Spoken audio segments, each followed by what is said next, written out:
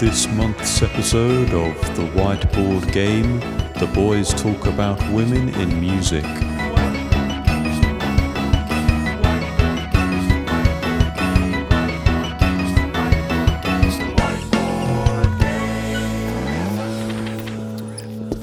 Today's subject, women. Welcome back to the Whiteboard Game. Here we talk about music. Today we talk about musical women. This is the game where I, Frederick. And me, Chris. Otherwise known as Idiotwin, by the way. You are on the Idiotwin YouTube channel or Spotify channel or whatever it is. So you should have figured that out by now. We're a band, but we also do this. We do the Whiteboard Game. And in that game, we give each other 10 extracts, 10 pieces of music, and we have to guess the artist or the group that did it, what it's called, the year it was released, and the genre of it. And we sometimes, build the game out of themes or topics. And today we are celebrating 20, maximum 20, unless we double down accidentally on anyone, but we'll find that out soon enough. Very talented musical women. 100%. It is not at the time of release around any sort of women's history or women's international holiday celebration. I don't think.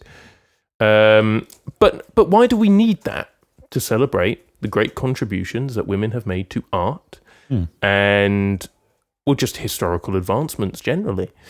So that's what we're going to do. We're going to talk about some great music, and all of it has women at the center of it, and that's cool. So, Chris, how you doing? I'm good. I'm feeling good. I'm excited to talk about women. Yeah. We have done it on the game before, but I think it's nice to highlight it. Have we? No, as in like we have used women in the game. It's not like we exclude them. We promise. All the other episodes are not men edition. We promise. Yeah. But it will be nice to show more appreciation. Sure. Mm-hmm. I'm good. Nothing really to say. The usual for me. Just chilling. Working. Doing the gigs. Hell yeah. When are our next gigs? So this will be released in July? I think so. Early July. And so, very pertinently, people should firstly catch a little teaser of us at the Spice of Life. I think is in July, not June. Or 12th of July. Yeah, 12th of July. Catch a little teaser of us at Spice of Life. Before we have a big old show at the Theatre Ship at the end of the month, Friday, the 31st of July, the second ever installment of Shipwrecked, a night of live music hosted by Idiotwin at the Theatre Ship, where you can absolutely catch us. You should come along. In Canary Wharf, you should come along. Yeah, we will be there. And if we're not there, then something very bad has happened. Something has definitely gone wrong. And we've hosted a night that we're not at. That'd be weird. And whoever's hosting, heckle them because they've stolen our job. So, yeah, how are you? I'm fine, thank you. I've, at the time of recording, just sobbed over Mohamed Salah leaving Liverpool Football Club. So I'm a bit emotionally vulnerable at the moment. So it could lead to some more classic Fred crash outs on the Whiteboard Game. We'll see how we go. I'm in a tetchy state. We had a really good one last time. Yeah, that was good. If you don't know what we're talking about, go back and look out for what artist was it that made me do that? Boards of Canada. Boards of Canada. Have a look out. We've got some timestamps in the description. Try and find the Boards of Canada moment. You will catch another Fred crash out on the Whiteboard Game. They're a catalogue. Great moment. But I've seen Mohamed Salah leave Liverpool. That's sad. But happy that, good that it happened. Good that we had 9 great years of this man. Actually, it's another instance to say that at this point, absolutely, our EP, our most recent EP would have been released. It will be. And obviously we're now, internationally famous because the Dreamcore EP has exploded. And it's featured on compilations and 3D artwork and trailers or highlight reels of Kane Parsons' Backrooms film and all of this. Everyone knows what the tracks from the Dreamcore EP sound like. If you have listened to it, what's your favourite track? If you haven't listened to it, give it a go. It's a bit different from the kind of thing we normally do. It's mostly instrumental. Yeah, have a listen. Tell us what you think. Do you have a favourite on it, Chris? Do you have a favourite? Yeah. I've completely put you on the spot. I'm sorry. I know it's good. It's probably one of the 2 songs with vocals in it, or maybe the intro track. I'm not going to give any titles away. Sure. Hard to decide, but probably one of those 3. Yeah, nice. Good shout. My favourite is all of them. So, you've listened to the EP, you've bought yourself a ticket to come see us at the Theatre Ship on the 31st of July, and now you're thinking, there's definitely a third thing I'm missing here. It's this month's Whiteboard Game. So, let's get cracking. It's time for me to guess. Yeah. Chris's first extract. So, I think you've started off nice and tame for me, at least with who the artist is. I think you've been kind to me initially. And I think this was the unmistakable lunacy of one of Iceland's greatest exports, Björk. Okay. I have said it was her. I have said, I'm fairly sure she said state of emergency. So that's what I've gone with. I wasn't sure about the year. I just put the year 2000. Not much has changed, but they live underwater, because it also gave me an opportunity to make that joke. So, and I said art pop, electronica, and experimental pop. Yeah, nice. 3 points. Thank you very for much. You. It is. I've been kind to you at the start. I've given you someone who is. If you know the work of, is hard to not recognise. I think very distinctive voice. Incredibly distinctive. Incredibly. Decadent voice as well, I might say. It is indeed Björk. The track is called Jóga. It is. Well, it's an Icelandic name. Art pop / electronica. One of the 2. Maybe they just said art pop because there's strings in it. It's pop, but it's got lots going on in it. So, and 1997 is when it came out. It was off of her album Homogenic. Or as I've seen some comments on YouTube refer to it as homophobic. Oh. And they'll say, homophobic is my favourite album of all time. If it just stays as your favourite album, I suppose that's fine. I thought it could be quite nice to start off this episode by talking about one of the most prolific, the most creative female musicians ever, perhaps. I agree. Definitely of completely agree. Of the past 50 years. I myself, I know that there's stuff of hers that I do really like, but I don't think she's ever been an artist who I've felt incredibly drawn to in such a way that I love her stuff. It's more of one of those where you appreciate the artistry of it. That being said, I do think that this is probably my favourite song of hers. It's, I don't know how to describe it. You got some wacky percussion going on. I think she always liked to refer to her instrumentals as like micro beats, especially with the drums. You use a lot of funny effects. You got the absolutely gorgeous strings in the background. There's a really good live performance of this she did on Jules Holland. Where there's no electronics, it's just the string quartet and her, and it's absolutely. I mean, it's a gorgeous song anyway, but I think that stripped back version really highlights just how much work the strings are doing for the track. Absolutely gorgeous. The title is an Icelandic name. I think it's written about a friend of hers, but from looking at the lyrics, I really can't decipher the emotion behind it. Or whether she likes this person. Yeah, or like if it's meant to be like I'm really appreciative of you, or like actually I hate you. Like sort of like telling a friend to do something through a song. Oh, okay. In a sort of way that reminds me a bit of a couple Panda Bear tracks. Okay. Like Bros and Brother Sport. Where it's sort of directed at his brother. So it might be something like that. I don't really know.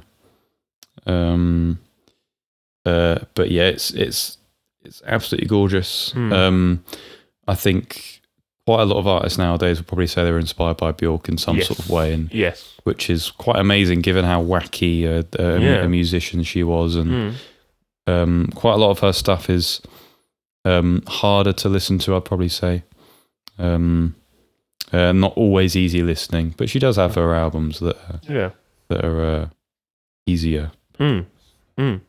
Yeah, mad respect. 3 points to you. One of my personal favourite Whiteboard Game memories was how jarring a moment it was when you used a different Björk song where she sang "It's not meant to be a strife. It's not meant to be a struggle. It's not meant to be a strife," something like that. And then I was really thrown, and then I showed you a Phil Elverum song as Mount Erie, where he uses basically the same exact lyrics. Yeah. And so he's lifted them from her. And in a song called Voice in Headphones. Which was an interesting moment for me. But yeah. Nice, yeah. I do remember that. That was a nice moment. Your first one? My first one. I do recognise this one. It's a nice one. It's a lovely extract. Yeah. I recognise it because there was a meme that I really liked quite a while ago. It was Shark Pog, and it was it was just a video of if you know what a basking shark is, right? They're sharks that they don't really hunt. Okay. They just sort of meander near the top of the water with their mouth gaping open and just catch things. And it looks like a shark going pog. Yeah. And they use this music in the background as well. I think it's Kero Bonito. I mean, it might be, I can't remember her name. It's something Bonito. The actual singer of the band. Couldn't remember. I just put Kero Bonito. She said fake, so I put that as a title. Indie pop felt quite well attributed to their sort of sound, I think. And then 2015, that's just sort of a year. Around the time I remember them being quite popular. Yeah. I think they only have 2 full-length albums, which, surprised me. Surprising, yeah. Excuse me. It's 2 points. It is Kero Bonito. Nice. So that's always the nice one to get. It's called I'd Rather Sleep, released in 2013. No, it's 3 points. I'm so sorry. It's 3 points. Sorry. Released in 2013. I'm giving you indie pop. Thank you. Originally on Rate Your Music, I was looking at this and I thought it said Brit pop, and I was going, what? And then, of course, I rubbed my eyes and saw it said Bit pop, and I thought that's significantly more appropriate. Yes. This is, I think, released on a mixtape before they released any full-length albums. Cool. Called Intro Bonito. Makes sense. And, of course, the wonderful lady here is Sarah Midori Perry, otherwise known as Sarah Bonito, the lead vocalist for Kero Bonito. The reason I wanted to start off with this one is because it just feels very topical for Idiot Twin to pick something which is firmly within the Dreamcore repertoire. Yeah. Dreamcorers love this track because when paired with a certain brand of liminal space compilation, it suddenly sounds like a much eerier song than it is. Something sounds quite weird about it. I think particularly the line of, I feel so funny these days, I'd rather sleep than stay awake. Paired with these images that are all a bit unsettling and a bit uncanny, particularly ones of like childhood play places, because this sounds like quite a childlike song. It does, yeah. It does work very well as a partnership. I genuinely know only this and the Flamingo one by Kero Bonito. I haven't listened to any albums, and I will do. I absolutely will do. That is genuinely all I have to say. I just thought it'd be nice to start with a Dreamcore one, keep us on Idiot Twin theme. Yeah, absolutely. But then we get to your number 2. Now, and this will probably make you chuckle, my answer here, and you can, as we progress through the game, explain why, or just explain right away. That's up to you. This was an instrumental one, and as a result, it's always much harder to put your finger on it. So I tried to use what logic I could. I said, and you may know other pseudonyms of this person, which is why it's funny. So I said Vectroid, which is a producer, but a female producer. I said it was called Keep Dreaming. Don't know why. Maybe because I had Kero Bonito on the brain. I don't know. I'd rather sleep. 2013, I said Vaporwave Future Funk. Kind of new wavy, almost, question mark. I thought there was a part of it that felt new wavy. Interesting. But that's my answer. Nice. 2 points. Thank you. Good stuff. Thank you. It's not Vectroid, and we did have a chuckle earlier because initially in my extracts I did have an extract by Vectroid under a different pseudonym, which maybe we will we discuss may well later. get to, yes. It's not. It is another Vaporwave girly. Okay. Luxury Elite. Yo, I can't. Why did I just forget about Luxury Elite? Yeah, this is so Luxury Elite. Yeah. Yeah, it's called Parkway. Vaporwave. Quintessential, really. 2015. Yeah, how would I describe Luxury Elite sound? It's quite repetitive, not in sort of somewhere between broken transmission and like hip hop beat sort of. It's nice. It's quite cathartic. It's almost sort of hypnagogic in a way. Really sort of. I think people often describe her sound as like late night lo-fi, which I quite understand. It does sort of. You can only really compare her stuff with the nighttime, I think. In terms of her sound, that's just where it feels intrinsically connected to, I suppose. And yeah, I wanted to use a variety of different sort of sounds and genres, and I think also, you know, people like her, she was a cultivator of this genre. She's got very early work with people like St. Pepsi and a lot of popular vaporwave producers. I really like her work with St. Pepsi. Yeah, it's really I really good. like her work with St. Pepsi. And it's very inspiring. Anyone cultivating a genre, she has her own sound completely within that genre as well, which is very respectable. And yeah, I think it's very cool that vaporwave has, you know, its fair share of girly icons. Yeah, absolutely. Cool. And I think for me, just a general shout out for vaporwave as an aesthetic and genre that, even though I think musically especially is so oversaturated, if that means it never dies, that suits me. Yeah, because it's 9 times out of 10 quite an enjoyable experience. It is. It's always chill. Always nice. The only thing I was going to say is that in terms of the track, I mean, Fred compared it to a new wave, and I think it is as if you've taken a new wave song and just sort of slowed it down and made it nice and chill, made it nice and reverby. That's essentially the track. Nice sort of very deep bass, some sort of bell sort of synths in there that very pretty, feel very late night lo-fi. 2 points. Thank you very much. Thank you very much. Late night. What's the collaboration with St. Pepsi called? Late Night Delight. There you go. Yeah, pretty similar. Yeah, full circle. Your second one. Yes. This begins a few that I really just for quite a lot of these, it's made me realise that maybe I don't know my female artists as well as I'd like to. Name 5 women. No, we're not doing that. Genuinely could be a struggle. So my guesses aren't good. Okay. We will see. We will see. You might have a top 10 coldest whiteboard game moment. You never know. Maybe. Am I right in thinking this song is originally a Billy Bragg song? That's quite cold. That's a pretty cold moment that you've got that. I only know that because my brothers really like that song. And so I've heard it before, and I'm hearing the lyrics and going, that is that song. But I don't know who covered it. I have absolutely no idea. My guess isn't very reflective of what I know of this person. I guess Patti Smith. Sure. Just because I thought it's a bit post-punky. Yeah. don't know any other post-punk women that I would associate with the sound I was hearing. It's probably a bit later than 1998 is the year I put.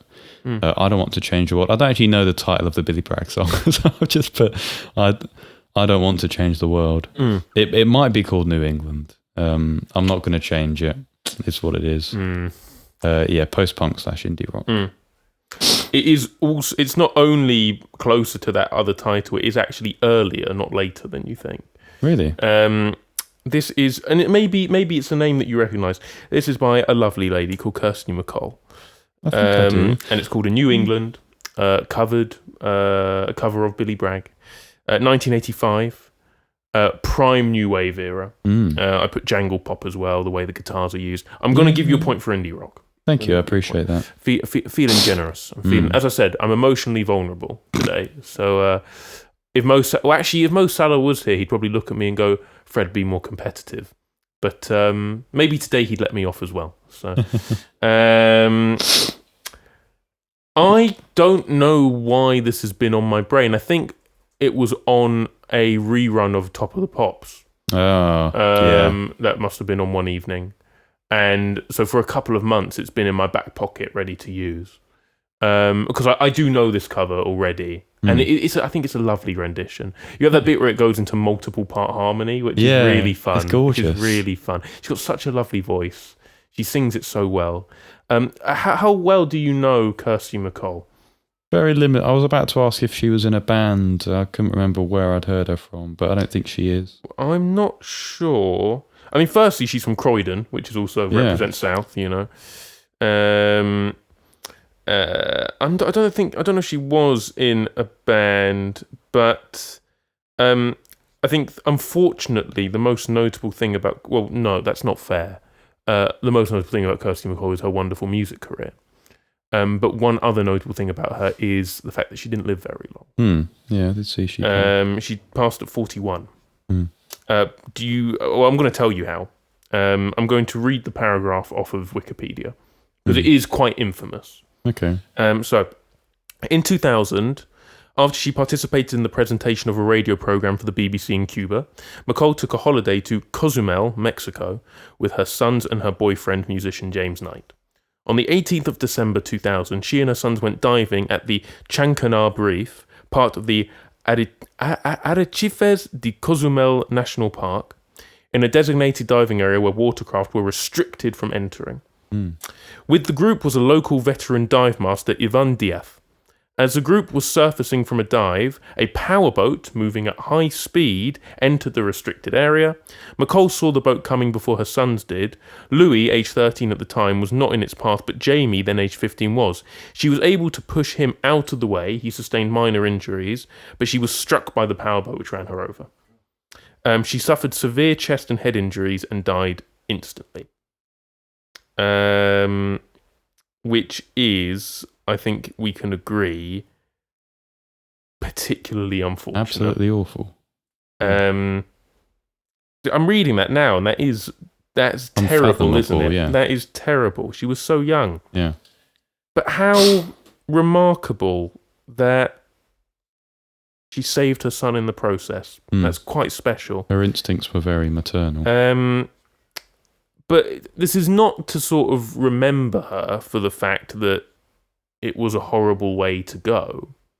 But it's to say one of the last things she did was an act of complete love in saving her son. But also to say this was a great cover. And she had an amazing, amazing career. Yeah. And she should be remembered for how talented a musician she was. And what a loss.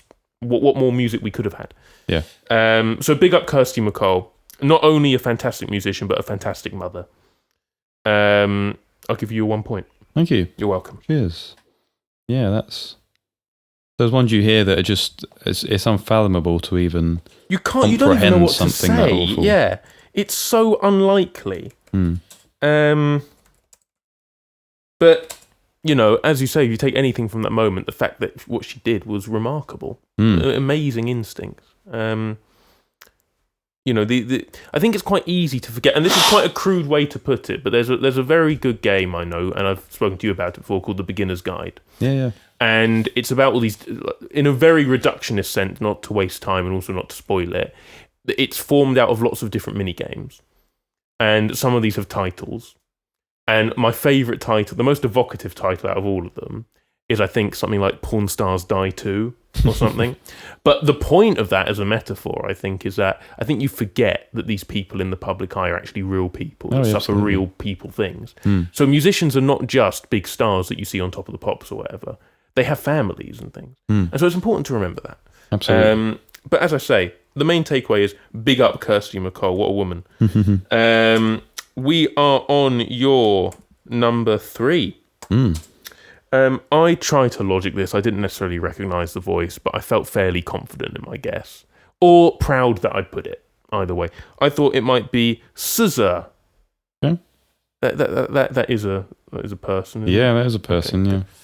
Because I know that there's also one of the Wu-Tang Clan or whatever that is something similar, and I don't want to make that mistake. Well, oh, let's get into it. No, that's RZA, isn't it? With an R. Well, we'll find out. We'll find out. I mean, I might be wrong either way. I said it was called "Learnt My Lesson." I thought this was one of your frustrating extracts where almost every lyric could have been the title. You've had a few of these throughout the Whiteboard Game career. I said 2021. I said R&B. Oh, so I gave you 2 points. Thank you very much.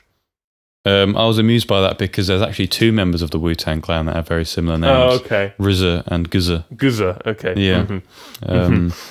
But this is SZA. Oh, let's go. Nice. I think I've used this extract before, maybe once or twice. It was sort of like, it's a women's game. I like this album. This is my favourite song on it.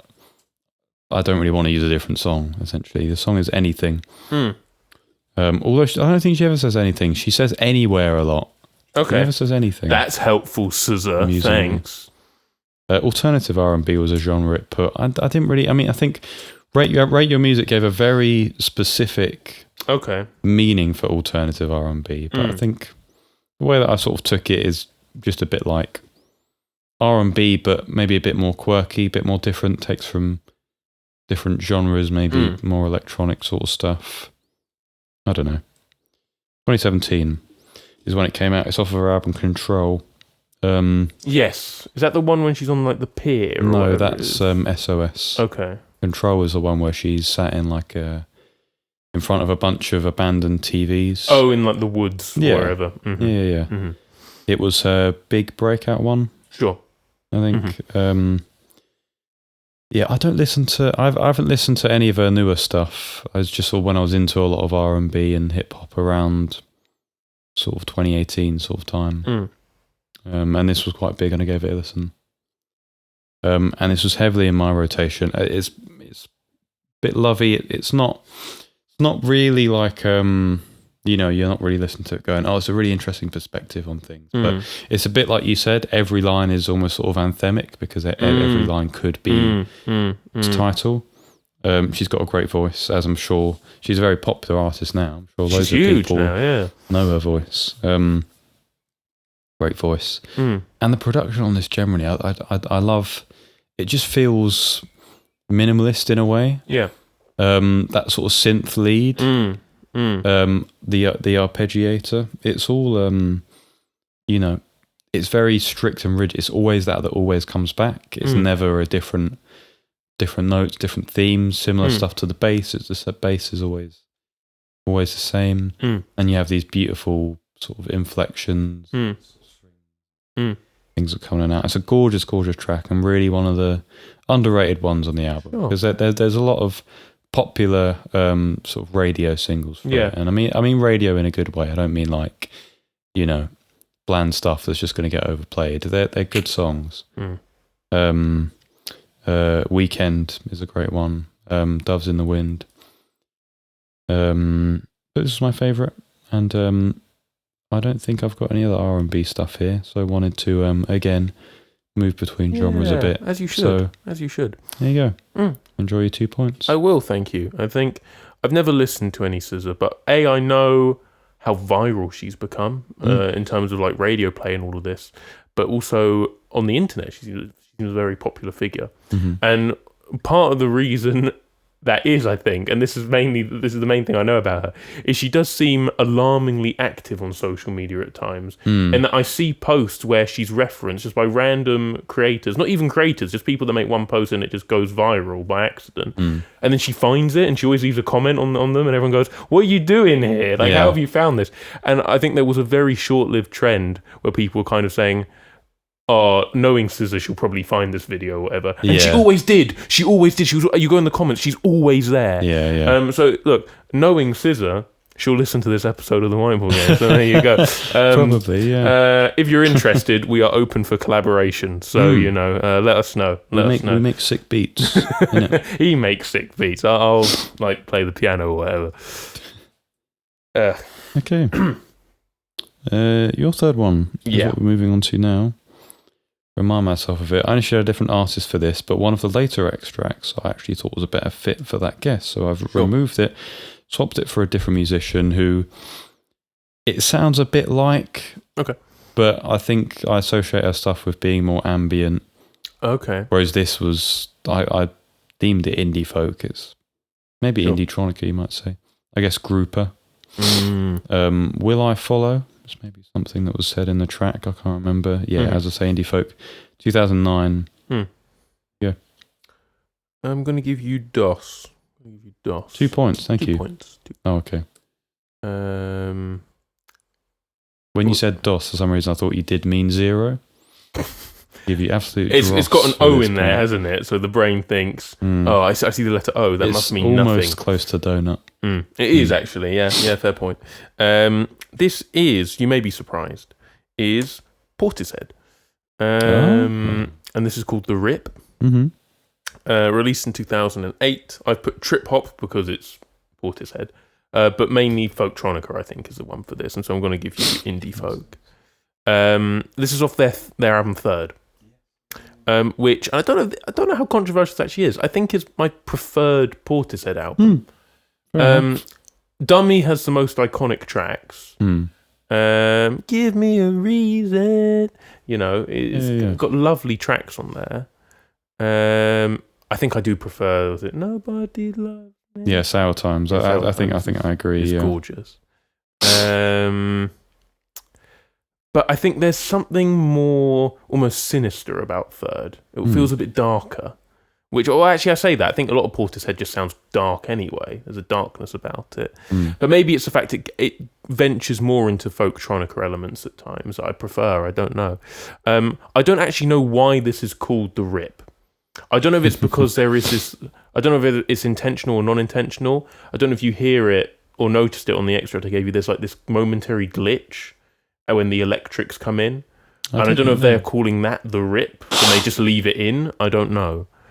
But it's my favourite track on the radio. It's probably my favourite Portishead song, this.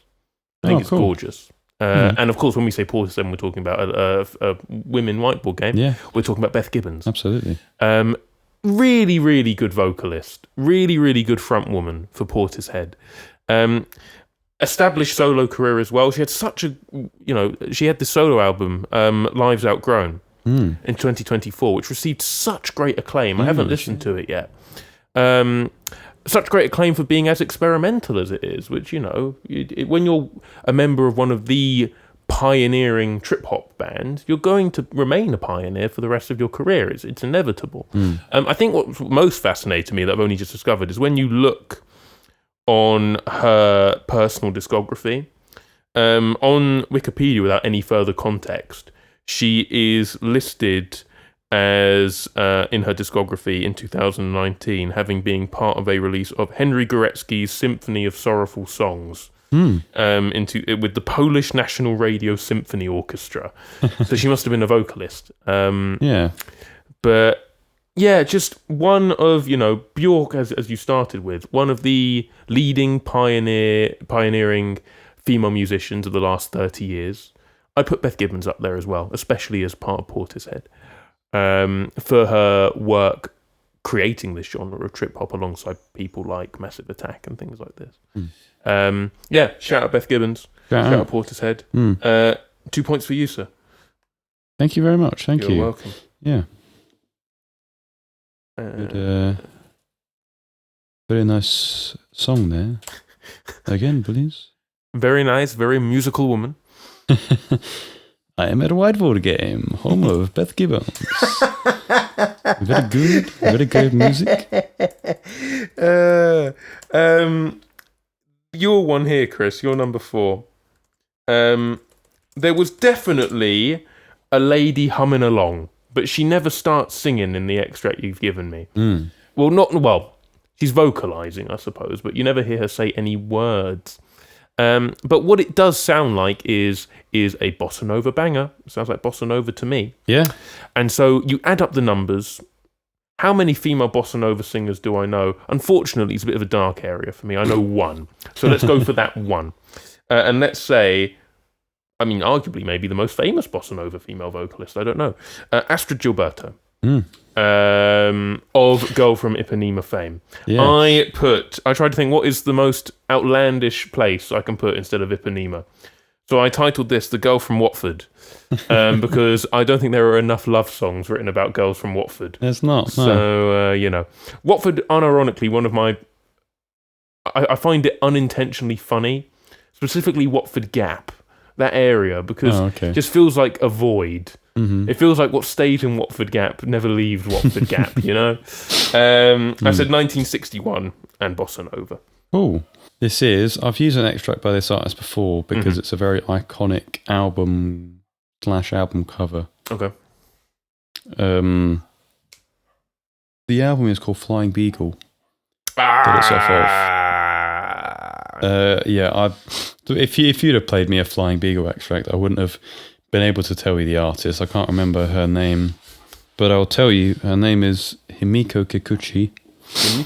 The track is called Fluffy. Makes sense. Dog might be fluffy.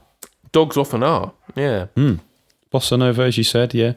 Jazz fusion as well, just because the rest of the album is quite jazz fusion. Sure, I got you. If you like your Cassiopeia, you're gonna like your Himiko Kikuchi. Let's put it that way. 1987 was when it came out. So if my suspicions are correct, you get 1 point. Thank you very much. Bossa Nova. I'll take that. Thank you. Give me 1 second to blow my nose. I've been doing this quite a lot this episode. Hay fever is rife right now. Hasn't been mentioned yet, but this is by a long way the hottest day of 2026 in the UK, at least. So far. It has to be, right? It has to be. I think so. I think at least here in London, we've hit the 30s for the first time this year. You might have got close yesterday. But at the time of recording, hottest day of the year so far. And so, hay fever sufferers. Yeah, shout out. Yeah. I feel your pain. I don't have much to say. I haven't really listened to this extract again beyond when I played it to you last. I just know that she was a female artist in a different sort of genre. That's about it. That's fine. What can I say about the song? I mean, it's... The album's jazz fusion. This is a bossa nova sort of song, so it's nice to move into a different sort of genre. I suppose. I mean, it's jazz fusion. You should expect some, genre shifts here and then if it's a fusion sort of album. Again, I'd recommend this to people who are fans of Cassiopeia. It's good. I mean, if you listen to Cassiopeia, you've probably listened to the Flying Beagle album. Come on, it's such an iconic cover. You have to have. We've all experienced YouTube recommended core. We've all experienced it. You will have seen the cover somewhere. That's all I'm going to say. Cool. Enjoy your 1 point. I will enjoy my one juicy point for being able to notice that it was 7th chords. Yes. And that is your typical bossa nova group. Tall and tan and handsome, the girl from Watford, she and everyone she passes goes, she's from Watford. Once again, my guest artist for this next one is Poor. I don't think the amount of money they have has got anything to do with it, to be honest. But yeah, because I don't know many female math rockers. I'm sorry, I just don't. No, but to be fair, name many. that's one of the reasons I chose this, because I just think it's just quite unexpected in a way. When I tell you about them, it's quite unexpected. So my guess doesn't really reflect who I think it is. I don't think these people make this sort of music, but at the same time, I've never heard any songs by them, so it might be Boy Genius. Sure. It doesn't. She might have been saying that it was quite hard to tell. She was repeating it a lot. Yeah, I put math rock because of the time signature shift in it. Yes, it's pretty groovy, pretty fast paced. Absolutely, yeah. 2006. I don't really know why I put 2006. It's just there. It's just there. It's just there. 2006 was just there for many of us. Actually, it did just happen.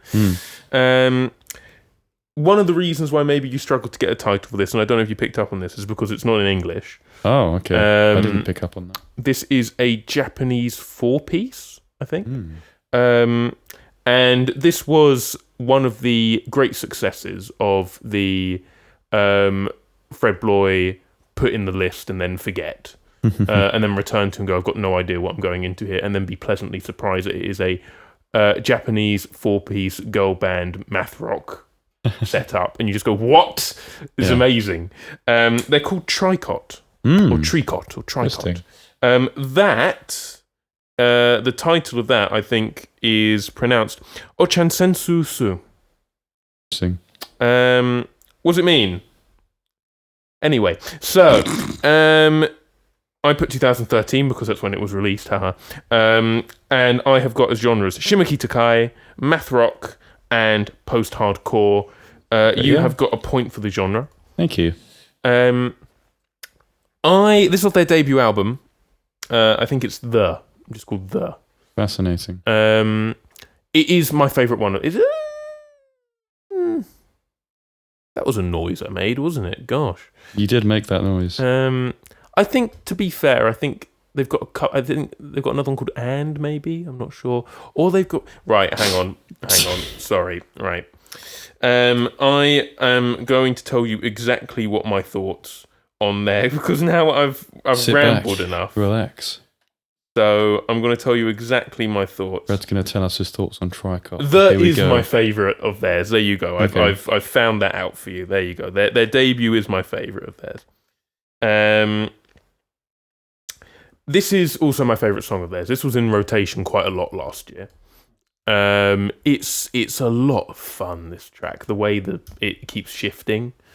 And I think possibly my favourite part about it is the music video, because every single member has their own personality. Mm-hmm. It's a lot of fun. The drummer is the quiet one, as I suppose often is the case in bands. And she's just getting on with it. She's so in pocket. She's just getting on with it. The bassist, slightly mental. Lead guitarist, most mental. She's like spinning about as she's playing and everything. Front woman, just cool. Sort of, she's got a baseball cap on and everything. And she never looks down at her guitar when she's singing. When she's not, she's locked in. But then she steps up towards the mic and she starts doing all these, like, head tilts towards the camera and everything, going, yeah, I'm looking at you, kind of thing. Like, everyone's got their own individual personality and it's a lot of fun. Yeah. And I think, and I mean this in no offensive way whatsoever, but I think if you were just to meet them as a group of 4 ladies on the street and they said, oh, we do music actually, I think the last genre you would guess would be post-hardcore math rock. Yeah. But if this track is anything to go by, they're damn good at it. It's a very fun song. Tricot, there you go. Cool. There you go. Thank you. We've both done a bit of international hopping there as well. We've both gone abroad to Japan, which is fun. Yeah. How many points did I get for that one? Sorry? 1 point. Cool. Thank 1 you. point for the genre. And although I've never seen Boy Genius and Tricot in the same room, so maybe. We're on your number thigh. Yeah. Show 'em. No, I'm joking. Unless. Anyway, No. This is your number 5. I thought this was currently one of the UK's greatest national treasures. Mm-hmm. If I'm correct. because if I am correct, she is everywhere right now. She's huge. I thought this was PinkPantheress. Do you guys like the video, the interview where the guy says she looks like $1 million? She goes, bah! You seen that one? That's funny, isn't it? That's funny.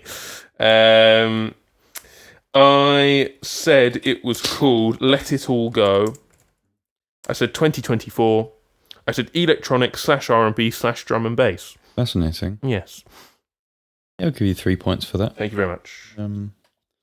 Have you seen the clip where she's on The Weakest Link? Yeah. And she's asked, what is the vegetable using this thing? And she's like, it's a rosti. What's the main vegetable used in the Swiss dish, a rosti? Potato. Yeah. She gets it right. Yeah. Reaction is just the way she gawps is wonderful. She's a very funny person. This is PinkPantheress. You're right. That boy ain't a liar, let me tell you. She is she's an artist who I feel like even if you haven't heard a song by her, if you were played a PinkPantheress song, you would probably guess, is this PinkPantheress? Yes. She's just one of those artists. The track is called Girl Like Me. She never says Girl Like Me in the track, but that boy is a liar, let me tell you. Pop slash, I think, Rate Your Music told me speed garage, and I was like, yeah, no, that's my favourite genre, actually. Speed garage. Speed is in fast or like drugged up garage? No, I mean, it wouldn't be remiss to think that. 2025, because it was off of her, I want to say it was actually her debut album, Fancy That. Because her stuff before that were like mixtapes and stuff. Sure. Yeah, I wanted to end this this first section of my stuff. Oh no, she had a album. This is technically a mixtape, actually. There you go. Why? Okay. I wanted to, as I was saying, I wanted to end this my first set of 5 extracts with an artist who I'm incredibly inspired by. Yes, I think from that's a point of, I remember back when she was first putting out stuff, no one knew who she even was. She didn't have her face anywhere. Like, she's just posting this music from her bedroom and it's all this stuff. And now you look at her and it's like, yeah, she is a global sensation. She's huge. 100%. It's quite incredible. And the thing is, she has the music to back it up. Yep. Like, her stuff is absolutely amazing. I think it's to the point of where you'd probably be hard pressed to find someone who actively dislikes her stuff. It's just fun, and you can feel the talent when you're listening to it. Like, I'm listening to this, I'm going, yeah, this is sick. Like, this is absolutely crazy. Really, really inspiring. She totally has her own sound. She has her own sound to the point of where all her songs feel very similar. Like what I said, when it's a PinkPantheress song, it's very evident. But you don't tire of it. Like, her stuff never gets boring. It's always fun. No. Always just great. I think it's, as I've said probably 5 times in the past 2 minutes, I find her stuff incredibly inspiring. And you aspire to have the sort of creative journey and rise that someone like her has. Absolutely. Incredibly authentic. She's very herself. Well, and that's part of it as well. Like, even if you were to find someone that wasn't into the music or whatever, I think it's also very difficult to, at the end of that, say you don't like her as a person. She remains, like her music, a very authentic personality. She is just consistently herself, which is lovely.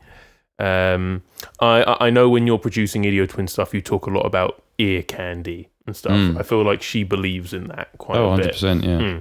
Yeah, no, she there's always something in her tracks that keep your ears pricked. Yes. Yeah, you're always engaged. I'm not going to blabber on because I would just say the same things over and over again. But yeah, I said speed garage, so there's a good sort of propelling speed to the track. Yeah.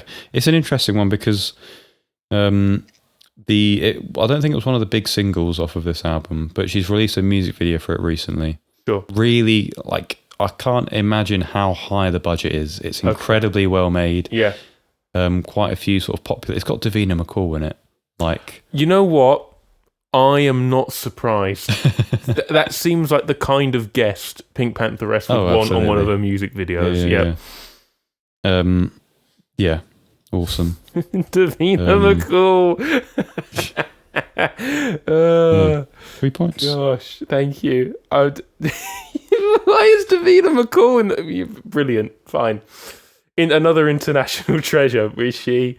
Davina MacColl. Brilliant. Great. Ladies and gentlemen, this is Fred's extract number 5. The last one of this part. Yeah. And it was weird. It was really tell weird. you that. It was really weird. Don't really know how to describe it. It was like, I mean, I've said that the title is called Accordion Concerto. It is like an accordion sonata, but like